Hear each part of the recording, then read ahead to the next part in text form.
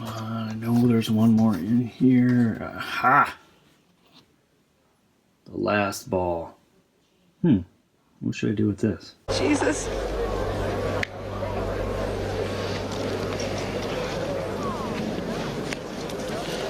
This is the last ball you got in the bag, Roy. You get this one, we're disqualified. I can make it across. Well, then do it. Quit around. Yep, you guessed it. We're gluing it to a gong target, strapping it to a kayak, and paddling across the lake onto an island and going for the world record. Okay, so we're going to be taking the gong target and the Airgun Depot exploding golf ball out to an island out in the middle of this lake. Welcome to the SS Airgun Depot. Here we go.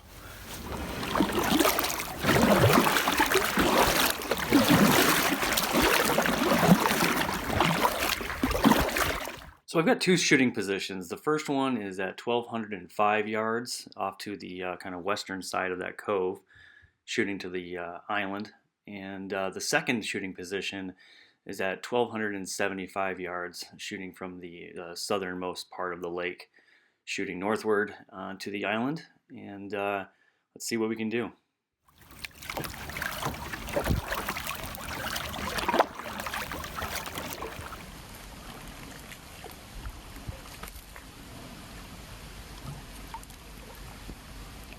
So real quick, let's go over my setup here. I'm shooting the AirForce Texan 357 caliber. And on that, I've got a Mad Dog Raptor stock. It's the long version, which is definitely helping with the rigidity of the frame, definitely keeping those groups as tight as possible. I've added in the Cold Shot 300 MOA base, but when you fully crank it to its full elevation, it's giving me about 450 to 460 MOA. On top of that, I've got the FX No Limits rings, and that's giving me an extra probably 90 to 100 MOA. What I've done is I've taken those rings and pushed them as close together as possible, which is giving me the maximum amount of MOA out of those rings. And on top of that, I've got the new Hawk scope. It's the Frontier, which is the 5 to 30 by 50 power with the TMX reticle. Then I've also been working with David Williams from Hunter's Supply, and he did a lot of barrel work on my barrel for me, where he fire lapped it, recrowned it, and then did a little bit of a tapered lead into the chamber of the barrel, and that has actually helped out a ton. In part of his tuning services, it includes the Mad Dog stock. So I definitely, anybody who's got a Texan, just send it to David. He's definitely has helped me out a lot, increase the accuracy and really tighten up the groups on my 357. And based on my ballistic calculations, I'm going to be using various different bullets to see which one I can find that has the best ballistic coefficient to actually get me out this far. But based on my calculations, the flight time of the bullet is going to be roughly between 7 to 7.5 seconds. And based on my current wind conditions, I'm going to have to hold for wind by about 25 feet. And based on these calculations, the bullet's going to drop over 640 feet, which is just absolutely mind-boggling to me. So I put together a real quick sort of animation or video here to sort of show you what should happen if everything goes right.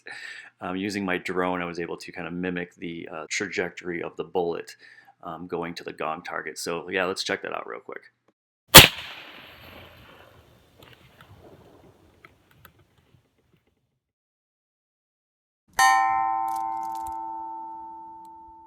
So that's what should happen. But as we all know, in the real world, there's a lot of environmental factors that come into play. And so, let's see what we can do. A little research and development shooting here. And let's see how close we can get. Let's see if we can figure out the windage. And let's see if we can figure out this elevation.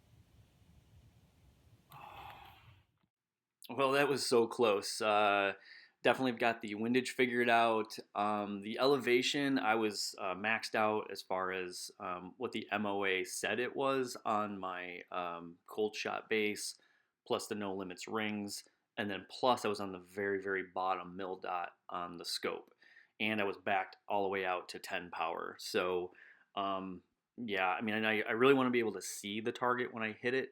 So I know people are going to say, well, why didn't I just, just kind of keep elevating it and shooting up into the atmosphere somewhere? But I actually really want to have a line of sight to the target when I do hit this.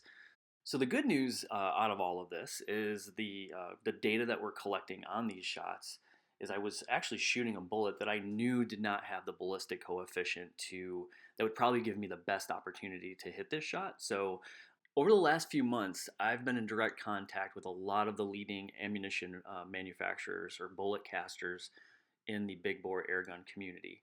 And a lot of what I've learned and a lot of the research that's been going into this is coming from the information from all of these experts. Basically, I call them the Heisenbergs of the airgun industry. They are mad scientists, they are chemists, they are physicists, and they are definitely putting all this data together to find bullets that are going to be the most effective and the most efficient in our sport. And in talking with them, I've got a great lineup of bullets that I'm going to be trying from here on out now that we got this baseline. And so let me introduce you to some of the bullets and the bullet casters that I've been working with. So first up is the Hunter Supply bullets, which is from David Williams. On the left is 170 grain, and on the right is 190 grain. Both these bullets do pretty decent in my gun. The 190 grain definitely patterns a little bit better. Just a little concerned about the weight, but we'll see how it does. I definitely think it's worth a shot. Next up is a 180 grain Spitzer from Nielsen Specialty Ammo. That's Nick Nielsen, and definitely this bullet has a lot of potential, especially with the shape. And the next two bullets are from Mr. Hollowpoint, and Bob definitely is probably the grandfather of bullet casting for the big bore airgun community. And I'm super excited to shoot these Spitzers. I mean, from the looks of them, they look super aerodynamic, and we'll see what they can do. Next up is Al Clark's Aero Magnums, and I've been, as you've seen for a lot of my other videos, my previous videos, I've worked with Al a lot in the past. His 128 grain Devastator for the 357 is an absolutely amazing round. Had a great success hunting with it, and so Al has actually come out with a research and development option for me to shoot a ballistic tipped version of the Devastator. So definitely has a lot of promise. A little concerned about the weight. With as much wind as I have right now, I'm a little concerned about this bullet getting pushed around a little bit at these long distances. But I mean, that ballistic tip just looks gorgeous, so it's worth a shot. And lastly, we've been talking most recently with Ron Goodhall from High Arc Hunter. And what really kind of got me in contact with Ron was I had been reading about a lot of the great success his bullets have been having at the Extreme Bench Rest competition in Arizona. And the one down the second from the left is the Raptor. And that's the one that I hit the 600-yard golf ball shot with most recently. So, yeah, I've been talking a lot with Ron.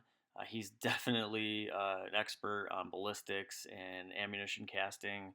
So here are four different options he had sent me, and he's actually going to be sending me a few others to give a shot. So super excited about working with Ron and High Arc Hunter, and we'll see what these can do.